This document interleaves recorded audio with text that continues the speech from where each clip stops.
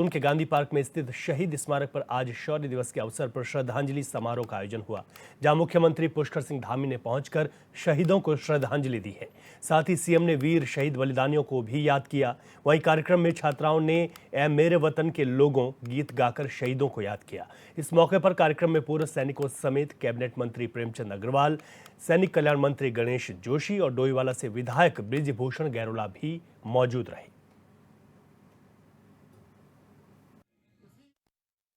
जी दीपेंद्र चौधरी जी हमारे सैनिक कल्याण मंत्री और हमारे सेना के आए हुए सभी अधिकारीगण, सभी वर्तमान के, हमारी दीदी भी है विनोद उनियाल जी, और आज के कार्यक्रम में बड़ी संख्या में पधारे हुए हमारे सभी सैनिक, पूर्व सैनिक और हमारी सभी वीरांगनाएं, वीर नारी, मैं आप सबको प्रणाम करता हूं, आप सबको नमन करता हूं। और एनसीसी के हमारे कैडेट और विभिन्न विद्यालयों से आए हुए हमारे सभी प्रिय छात्र एवं छात्राएं, देहरादून के हमारे सभी अधिकारीगण उपस्थित, हमारे पत्रकार मित्रों, छायाकार बंधु, सभी electronic media, print media, digital media, social media,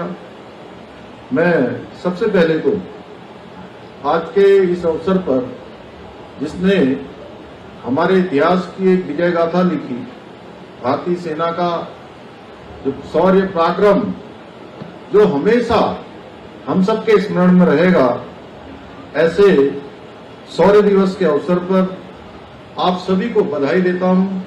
आप सबका यहाँ उपस्थित होने के लिए, इतनी भीषण बरसात में भी इतनी बड़ी संख्या में आप सब यहाँ एकत्र हुए हैं। मैं देख पा रहा हूँ कि हमारे बहुत सारे स्कूलों के जो बच्चे हैं वो सीधे इस कार्यक्रम को नहीं देख पा रहे हैं, वो एलईडी के माध्यम से देख रहे हैं। ऐसे मेरे वहाँ बैठे हुए सभी छात्र एवं छात्राएं, मैं सबका स्वागत करता हूँ, सबका अभिनंदन करता हूँ और आज के इस दिवस की आप सबको बहुत बधाई देता हूं। मैं सर्वप्रथम आज के इस अवसर पर कारगिल युद्ध में अपना सर्वस्व निछावर करने वाले सभी भारत माता के वीर जवानों को नमन करता हूं और अपने वीर बलिदानियों को ये देश कभी भुला नहीं सकता है, हमेशा वो हमारे स्मरण में रहेंगे। अभी कारगिल युद्ध के बारे में हमारे अधिकारीगणों ने बताया किस प्रकार का वो युद्ध था और हमारे वीर सैनिकों ने इस युद्ध में दुर्गम बर्फीली पहाड़ियों और विपरीत परिस्थितियों में भी अदम्य साहस, उत्कृष्ट रणनीति, अभूतपूर्व पराक्रम और महान धैर्य का परिचय देते हुए दुश्मन को भारत की सीमा से खदेड़कर विजय दिलाने का काम किया था। इस युद्ध में हमारे सैनिकों ने जिस वीरता और साहस का परिचय दिया वो हम सबको ले हमेशा स्मरण में रहेगा और हमारी आने वाली पीढ़ियां उनको हमेशा याद करेंगी, हमेशा उनके जीवन को ये युद्ध प्रेरित करता रहेगा। भाइयों बहनों, कारगिल की विजय गाथा की जब भी हम बात करते हैं तो उत्तराखंड के वीर जवानों की चर्चा के बिना ये गाथा पूरी नहीं होती है। इस युद्ध में शहीद हुए अपने उन 75 सपूतों का ये बलिदान वीर भूमि कभी भुला नहीं सकती, जिन्होंने दुश्मन को नाको चने तक चबवा दिए थे। भाइयों बहनों, कोई भी युद्ध बिना राजनीतिक साहस और दूरदृष्टता के नहीं जीता जाता। इसलिए आज के इस अवसर पर कारगिल के समय में देश का नेतृत्व करने वाले हमारे देश के पूर्व प्रधानमंत्री और जिनके प्रधानमंत्री रहते हुए हम सब लोगों को उत्तराखंड राज्य की स्थापना का अवसर मिला था। हम सब नए राज्य में, हमारे नए राज्य का गठन हुआ था। श्रद्धेय अटल बिहारी वाजपेयी जी को भी आज के इस अवसर पर मैं भावांजलि अर्पित करता हूं। और आप सबको याद होगा, देश की आजादी के बाद अनेक युद्ध देश के अंदर हुए और हमारी जो सेना है, भारत की सेना, वो विश्व की सबसे सशक्त सेनाओं में से एक रही है। हमेशा उसने दुश्मन को पीछे धकेलने का काम किया, हमेशा मात देने का काम किया, दुश्मन के दांत खट्टे करने का काम किया और हर बार हम युद्ध के मैदान में युद्ध जीत जाया करते थे। लेकिन जब समझौते की मेज आती थी, यानी टेबल पर जब बात होती थी, तो हम जीता हुआ युद्ध टेबल पर हार जाते थे, क्योंकि ऐसी दूरदर्शिता का नेतृत्व नहीं था। और कारगिल का ये युद्ध मैं समझता हूं पहला युद्ध है जिसको भारत की सेना ने अदम्य साहस, वीरता और पराक्रम से जहां युद्ध के मैदान में जीता, वहीं हमारे प्रधानमंत्री जी के राजनीतिक नेतृत्व के कारण से उस समय के प्रधानमंत्री अटल बिहारी वाजपेयी जी के समय में एक इतिहास और भारत के लिए खड़ा हुआ। वो इतिहास है युद्ध के मैदान में सीना जीती और टेबल पर भी वो युद्ध हम जीत पाए। भाइयों बहनों, ये अवसर हमको हमारे प्रधानमंत्री जी ने दिया। भाइयों बहनों, आज हमारे प्रधानमंत्री मोदी जी के प्रयासों से सेना न केवल पहले से अधिक सशक्त हो रही है, बल्कि उसकी यश कीर्ति भी लगातार बढ़ रही है। और आज कारगिल विजय दिवस के अवसर पर आदरणीय प्रधानमंत्री जी प्रातःकाल ही आज सैनिकों के बीच में द्रास क्षेत्र में वहां पर हमारे उन वीर शहीदों को श्रद्धांजलि अर्पित कर रहे हैं। और ये होता भी कैसे है जब नेतृत्व ऐसा होता है। अभी जनरल सभरवाल साहब यहां से बोल रहे थे, बहुत अच्छी बात है कि पूरे विश्व के लोग जो नहीं चाहते कि भारत मजबूत भारत बने, भारत सशक्त भारत बने, भारत शक्तिशाली भारत बने, ऐसे लोग सारे षड्यंत्रों के तहत भारत की गति को रोकने के लिए प्रधानमंत्री मोदी जी की गति को रोकने का प्रयास उन्होंने पिछले चुनाव में किया है। वो हम सब लोगों ने देखा है किस प्रकार से उन्होंने विदेशों से ऐसे राजनीतिक दलों की मदद की है, ऐसे स्लीपर सेल्स की मदद की है, जिनके माध्यम से वो भारत को कमजोर करके मोदी जी के चलते हुए कदमों को, भारत की बढ़ती हुई विकास की गति को रोकना चाहते हैं। हम सबको ये समय, मैं समझता हूं कि सेना के लोग हों या भारत के लोग हों, पहली बार या सेना का मनोबल बढ़ाने की बात हो या भारत को आगे बढ़ाने की बात हो, भारत के इतिहास में ये समय पहली बार आया है जब पूरा विश्व आज भारत की ओर देख रहा है। भारत अगर कुछ बोलता है तो आज पूरा विश्व देखता है। भाइयों बहनों, एक समय ऐसा था कि विश्व के मंचों पर हम जब भारत का प्रतिनिधित्व देखते थे तो भारत विश्व के मंचों पर अपनी बात भी नहीं कह पाता था, अपने हकों को भी नहीं मनवा पाता था। भाइयों बहनों, हमारी पहचान बन गई थी कि दब्बू भारत। कारगिल विजय दिवस की 25वीं वर्षगांठ पर उत्तराखंड के राज्यपाल गुरमीत सिंह चीरबाग के शौर्य स्थल पर पुष्पांजलि समारोह में शामिल हुए, जहां उन्होंने कारगिल युद्ध में शहीद हुए जवानों को श्रद्धांजलि अर्पित की।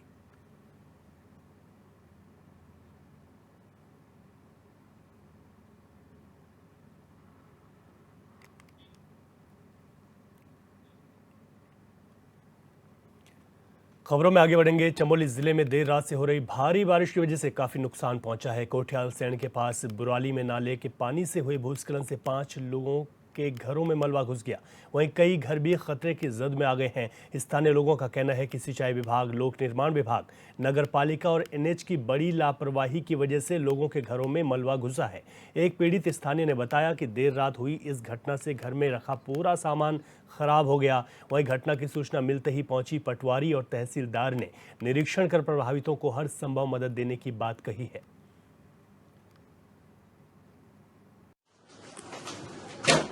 सब खत्म कर साहब, मजदूर आदमी से कल गरीब बनाए हम। कितने लोग हैं आप परिवार में? अभी 6 लोग। तो एक बहुत बड़ा संकट पूरे परिवार में। हाँ, बड़ी संकट है, बड़ी संकट है साहब। देख रहे हैं बात है नहीं, झूठ मूठ, ये राशन पानी भी सब बर्बाद हुए। जो ये तो वजर पर सब खत्म हुए। पिछले दीवार टूट कर ये पानी मल भीतर बहुत दबे नहीं जो महापूर्व सिंचाई विभाग के एक्शन को यहाँ पर लेटर दिया था कि जो हमारा पोखरी बैंड पे जो नाला है वो नाला बिल्कुल से क्षतिग्रस्त हो चुका है। सारा गोपेश्वर का पानी नाले में न जाते हुए नाले के बगल से होते हुए डाइवर्ट हो रहा है और वो जो कल जो भयावह स्थिति हुई पोखरी बैंड से जो नाले का जो पानी है वो सड़क ही सड़क सीधे हमारे गुएलों चमड़ाओं ये कोठियाल से होते हुए बुराली तक ये नाला पहुंचा और आज आप ये स्थिति देख सकते हैं कि लोगों की मकानों को तोड़ता हुआ ये पानी इस प्रकार से यहाँ पर कल लोग जनजीवन जो है कि कल अस्त व्यस्त हो गया था। पूरे लोगों के मकान यहाँ पर टूट चुकी हैं। जिन गरीब यहाँ पर जो गरीब यहाँ के बुराली के निवासी है उन्होंने दो पैसे जोड़कर अपने मकान यहाँ पर बनाए थे।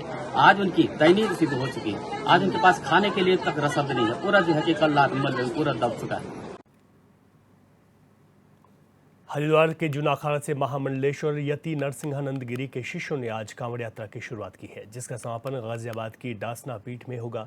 वहीं यति नरसिंहानंद गिरी ने बताया कि उनकी ओर से दिसंबर के महीने में शिव धर्म संसद का आयोजन किया जाएगा। धर्म संसद को सफल बनाने और सनातन धर्म में जात पात का भेदभाव खत्म करने की मनोकामना लेकर उन्होंने कांवड़ यात्रा की शुरुआत की है। इनकी मनोकामना पूर्ण करें, सनातन धर्म की जय हो। हमारे ये पहला अनुभव है, पर मुझे लगता है माँ और महादेव की कृपा से ये अनुभव बहुत ही सुखद होगा। और जिस धार्मिक भावना के साथ, जिस संकल्प के साथ हम ये कांवड़ लेकर जा रहे हैं कि वर्ल्ड रिलीजियस कन्वेंशन जो कि जिहाद फ्री वर्ल्ड के लिए प्रयासरत है और शायद दुनिया का पहला सनातनी प्रयास है, गुरुदेव के मार्गदर्शन में गुरुदेव द्वारा शुरू किया हुआ, तो माँ और महादेव की कृपा रहे और ये प्रयास फलीभूत हो। इसके लिए दूसरा, हिंदुओं के सनातनियों के बीच में जो जातिगत वैमनस्य है वो खत्म हो, जातिवाद की भावना खत्म हो और सबसे ज़्यादा ज़रूरी हर सनातनी का परिवार बड़ा हो और मजबूत हो। इसके लिए हम लोग ये कांवड़ लेके जा रहे हैं। और कांवड़ का उद्देश्य ये है कि सनातन धर्म की रक्षा हो, सनातन के शत्रुओं का समूल विनाश हो। एक वर्ल्ड रिलीजियस कन्वेंशन, विश्व धर्म संसद का आयोजन, जिसकी हमारी डॉक्टर उदिता त्यागी मुख्य संयोजक हैं, किया जा रहा है। माँ और महादेव उसमें हमें और हमारे लोगों को सफलता दें। हिंदुओं की जो जनसंख्या घट रही है, हिंदुओं को सद्बुद्धि मिले और हिंदू ज़्यादा से ज़्यादा बच्चे पैदा करें और जातिवाद समाप्त हो। हमने इसके लिए बहुत प्रयास किया, लेकिन हिंदुओं ने हमारी सुनी नहीं। अब शायद माँ और महादेव हमारी सुन लें, तो अब हम ये माँ और महादेव से प्रार्थना कर रहे हैं कि माँ और महादेव हमारी ये कार्य सिद्ध करें। इसी के लिए ये कांवड़ उठाई जा रही है। इसे आनंद भैरव घाट से हमारी यात्रा शुरू होकर शिव शक्ति धाम डासना तक ये यात्रा पहुंचेगी। वहाँ महादेव के चरणों में जल अर्पित किया जाएगा, महादेव पर जल चढ़ाया जाएगा। और इस वक्त बड़ी खबर आ रही है, कांग्रेस सांसद राहुल गांधी सुल्तानपुर कोर्ट पहुंचे हैं। ये बड़ी खबर आपको बता रहे हैं। मानहानि के मामले में एमपी एमएलए कोर्ट में पेश हुए हैं राहुल गांधी। अमित शाह पर आपत्तिजनक टिप्पणी से जुड़ा हुआ यह पूरा मामला है। कर्नाटक में चुनाव के दौरान राहुल गांधी ने ये टिप्पणी की थी, तो ऐसे में एमपी एमएलए कोर्ट में राहुल गांधी पेश हुए हैं। यहाँ पर अमित शाह पर आपत्तिजनक टिप्पणी का यह मामला है, जहाँ पर राहुल गांधी की ओर से कर्नाटक चुनाव के दौरान ये टिप्पणी की गई थी। उसके बाद अब ये पेश हुए हैं। कांग्रेस सांसद राहुल गांधी सुल्तानपुर कोर्ट पहुंचे हैं, जहां पर एमपी एमएलए कोर्ट में वो मानहानि के मामले में पेश हुए हैं। तो ये बड़ी खबर आपको बता रहे हैं, राहुल गांधी कांग्रेस सांसद एमपी एमएलए कोर्ट पहुंचे हैं। ये पूरा मामला अमित शाह पर आपत्तिजनक टिप्पणी को लेकर है। कर्नाटक में चुनाव के दौरान राहुल गांधी ने ये टिप्पणी की थी, जिसके बाद मानहानि का केस दर्ज किया गया था और आज एमपी एमएलए कोर्ट में अपनी तारीख पर सांसद राहुल गांधी पहुंचे।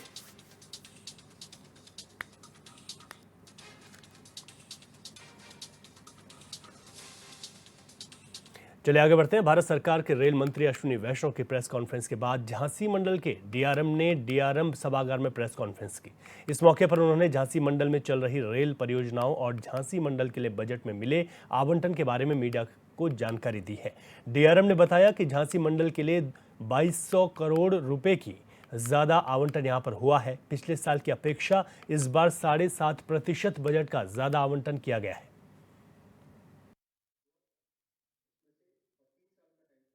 2002 करोड़ रुपए मिला है, जो कि पिछले साल जो बजट थी 2045 करोड़ की थी, उससे लगभग 7.5% ज़्यादा है। इसमें जो मुख्य मेन जो अलॉटमेंट हुआ है वो डबलिंग वर्क के लिए हुआ है, 992 करोड़ रुपए। और नेक्स्ट टाइम फिर उसके बाद आता है गेज कन्वर्शन झांसी ये ग्वालियर शिवपुर कला के लिए, उसमें 263 करोड़ के आसपास है। ट्रैफिक फैसिलिटी वर्क्स होते हैं, जैसे यार्ड के अंदर कुछ लाइन डालना, छोटे मोटे जो काम रहते हैं उनके लिए लगभग 100 करोड़ है। कई स्टेशनों पर चूँकि फैला रहता है ये काम। रेलवे का जो ट्रैक रिन्यूअल करते रहते हैं, हमारा ट्रैक जो पुराने होते जाते हैं उसको बीच बीच में बदलते रहते हैं लाइव के हिसाब से, उसमें 210 करोड़ के आसपास है। जो ब्रिजेज का जो काम है 74 करोड़ के आसपास है, और जो पैसेंजर एमिनिटी के काम है, उपभोक्ता सुविधाएं जिसको बोलते हैं, उसमें 344 करोड़ के का बजट मिला हुआ है। इसमें अमृत भारत और स्टेशन डेवलपमेंट वाली परियोजनाएं भी शामिल हैं। इटावा की बकेवर पुलिस और आबकारी विभाग की टीम को बड़ी सफलता हाथ लगी, जहां दोनों टीमों ने अवैध रूप से शराब ले जा रहे कंटेनर को पकड़ा है, जिसमें से भारी मात्रा में शराब बरामद की गई है। मौके पर पुलिस ने आबकारी विभाग की मौजूदगी में बंद बॉक्सों में खोला, जिसमें से करीब लाखों की शराब बरामद की गई। वहीं कंटेनर चालक मौके से फरार हो गया, जिसकी तलाश जारी है।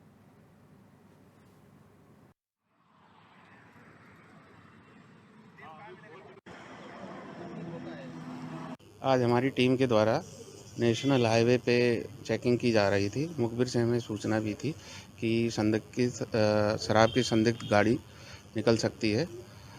उसी सूचना के आधार पे हम चेकिंग कर रहे थे। जीएसटी की टीम भी लगी हुई थी। एक गाड़ी कैंटर गुजरी, जिसको हाथ दिया गया। उसने गाड़ी रोका नहीं, हमें संदिग्ध लगा, उसका पीछा किया। तो यहाँ आके हीरो एजेंसी जो है उसके थोड़ा पहले उसने गाड़ी खड़ी कर दी और ड्राइवर जो है भाग गया। फिर बाद में थाने की पुलिस को भी सूचना दी गई। संयोग से ये लोग जो है यहाँ पुल के नीचे चेकिंग कर रहे थे। ये लोग तुरंत ही रिस्पॉन्ड किए और पहुँच गए। फिर हमारी और पुलिस की संयुक्त टीम ने जब कंटेनर को खोल के देखा तो हरियाणा निर्मित शराब पाई गई, और जिसमें जो है लगभग 200 पेटियाँ हैं, जिसमें आगे की विधिक कार्रवाई। वहीं बिजनौर के थाना चांदपुर क्षेत्र में किसी बात को लेकर दो पक्षों के बीच मारपीट हो गई, जिसमें दोनों पक्षों के 8 लोग घायल हुए, जिन्हें मौके पर पहुंची पुलिस ने अस्पताल में भर्ती करवाया है। वहीं दोनों पक्षों ने एक दूसरे पर गाली गलौज समेत धारदार हथियार से हमला करने का आरोप लगाया। फिलहाल पुलिस मामले की जांच कर रही है। कौन? ये इनका लड़का है। अच्छा। उन्होंने मुझे हाथ छोड़ दिया, फिर बात बचाव हो गया, आदमी ने कर दिया, रोकान लगा। उनके पापा डंडा लेकर आए, मुझे घेर लिया हाथ में। ये छुटाने लगे, इनको डंडा लेकर सब मारने लगे। अच्छा, कितने लोग घायल तुम्हारी तरफ से? मेरी दादी पसली टूट गई। हाँ। ये कितने लोग हैं तुम्हारे? 6 लोग हैं। 6 लोग। अच्छा, क्या चाहते हैं आप? पुलिस से क्या चाहते हैं? मदद चाहते हैं क्या? मामला क्या, हमारे भतीजे को मार लिया था। हम जैसे छुटाने गया, भैया जिसका लड़का था पहले उसे मारा, फिर हम 3 भैया घर थे, नमाज पढ़ के लेट गए थे। बैठा के जो जाता रहा उस पर बजाते रहे। पकड़ने वाले बीच बिचा वाले हम ही पकड़ते रहे और हमें पिटवाते रहे। अच्छा, कौन थे वे गाँव के? क्या क्या गाँव के हैं? उनका बुंदू बुल्लू और साहबू बुल्लू। तो कितने लोग? उनके लड़के हैं 4, 5, 6।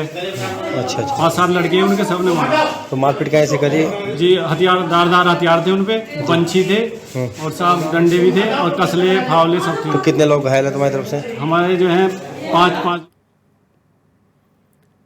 झांसी में बारिश की शुरुआत होते ही जल निकासी से नगर निगम की व्यवस्थाओं की पोल खुलनी शुरू हो गई है। सबसे ज्यादा परेशानी पुराने शहर के नरिया बाजार, इतवारीगंज, दतिया गेट बाहर समेत कई इलाकों को झेलनी पड़ रही है।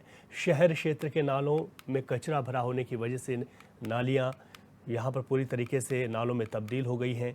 नालियों में बारिश का पानी भरने से लोगों को आवाजाही में काफ़ी दिक्कतों का सामना करना पड़ रहा है। लोगों का कहना है कि वो कई बार नगर निगम को शिकायत कर चुके हैं, लेकिन अभी तक मामले में कोई सुनवाई और कोई कार्रवाई नहीं हुई। जरा सा पानी बरसता है, पूरे मोहल्ले में क्या पानी भर जाता है। ऐसा समझ में नहीं आता नदी है या नाले। इस चक्कर में हम लोग क्या कॉलेज में जा पाते। आज ही मैं कॉलेज जाना था, कॉलेज जाने के रुक गए।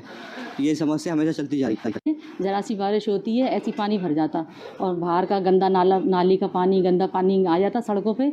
और सुबह सुबह बारिश होती, कभी कभी बच्चों को तैयार करो और पानी भर जाता, बच्चे स्कूल नहीं जा पाते। बहुत बारिश होती और बहुत पानी भर जाता, निकलने में परेशानी होती। तो आप लोगों ने इसकी शिकायत नहीं करी नगर निगम? कई बार शिकायत की, बहुत लोग गए शिकायत की, लेकिन इसका कोई समाधान नहीं निकला। तो सबसे ज़्यादा परेशानी क्या होती है जब ये नाला भर जाता है? सबसे ज़्यादा परेशानी होती है बच्चों को स्कूल जाने की। बच्चों को तैयार करो, तैयार होते बच्चों के टेस्ट चल रहे, कुछ भी है, स्कूल नाला भर जाता है तो बच्चे स्कूल ही नहीं जा पाते। और ज़्यादा पानी भर जाता है तो घरों में आ जाता, जो घरों में नीचे जो सामान रखा हुआ है खाने पीने का, सारा सामान ख़राब हो जाता। उधर लखनऊ की मड़ियाओं पुलिस ने एटीएम फ्रॉड करने वाले 2 शातिरों को गिरफ्तार करने में सफलता हासिल की, जिनके कब्जे से 80 से ज्यादा एटीएम कार्ड बरामद हुए हैं। बताया गया है कि जस्ट डायल का कर्मचारी अपने सहयोगी के साथ मिलकर ठगी की घटनाओं को अंजाम दे रहा था।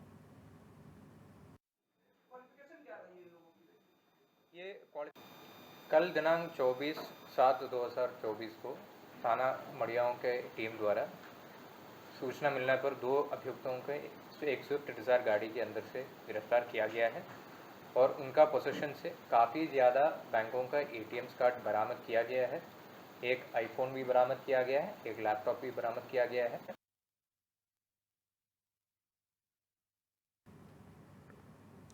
उधर मुरादाबाद जिले के कुंदरकी नगर में 2 पक्षों का झगड़ा शांत होने का नाम नहीं ले रहा है। एक के बाद एक हमले हो रहे हैं और दोनों पक्षों का झगड़ा बढ़ता चला जा रहा है। दोनों पक्षों के लोगों को पुलिस का भी कोई खौफ नहीं है।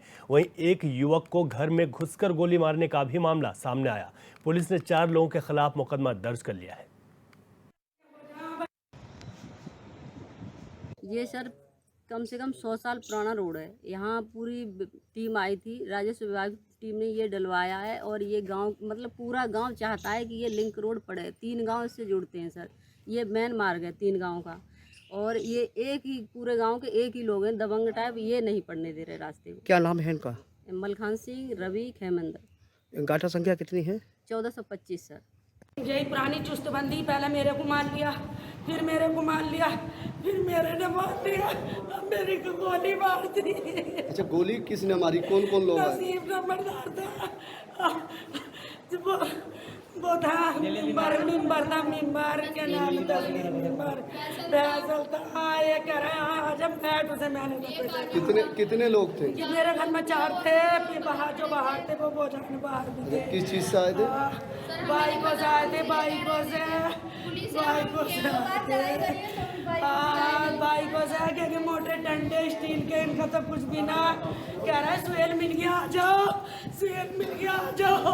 अच्छा, क्या कहा उन्होंने आके? उन्होंने कहा, मैंने कहा कौन? जब कुंडी खटखटाई तो कहा पुलिस। पुलिस बोली अच्छा, वो पुलिस तो आई रही है। मैंने बोल दिया। भाई मैं तख्त पे सो रहा था तो 4-5 लोगों ने मुझे भारी आवाज़ में आवाज़ दी। मैंने खोलो, मैंने कौन?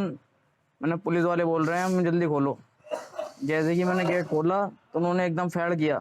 मैंने अपनी बचत करने के लिए मैंने यूँ कर दिए अपनी कोनी, तो यहाँ मेरे फैड़ हुआ तो दिन एकदम से उन्होंने कब्रे ने एकदम फैड़ मारा। वो मेरे ठीक सामने निकल के गया तो मैं कंधे के बल नीचे गिर गया था। तो ये कहते हुए भागे। मैंने अच्छा हुआ वरना तू मिला, तेरे दोनों भाई मिल जाते ना, उनके हाथ काट के लेके आता मैं। हाँ, क्या बात है, क्या वजह है जो गोली चली आप पे? क्या वजह? अब से 6 महीने पहले मेरे भाई को भी मारा था उन्होंने बहुत बुरी तरीके से। उनके तो बिल्कुल मरने आओ हालात थे, वीडियो भी है हमारे पास। पुलिस को दिनांक 24/25 जुलाई की रात्रि को एक सूचना मिली कि एक व्यक्ति को गोली लगी है। पुलिस टीम सूचना मिलने पर मौके पर पहुंची और फॉरेंसिक टीम को बुलाया गया। वहां पे पता चला कि ओवेश नाम के एक व्यक्ति हैं जिनके हाथ में गोली लगी है और पीड़ित को उसी वक्त अस्पताल ले जाया गया और फॉरेंसिक टीम द्वारा, पुलिस टीम द्वारा साक्ष्य संकलन की कार्रवाई की गई। उसके अलावा उनके घर वालों से एक तहरीर ली गई। तहरीर के आधार पर मुकदमा पंजीकृत किया गया। और देश प्रदेश में अभी के लिए इतना ही। खबरों से अपडेट रहें और देखते रहें HNN 24/7। इजाजत दीजिए, नमस्कार।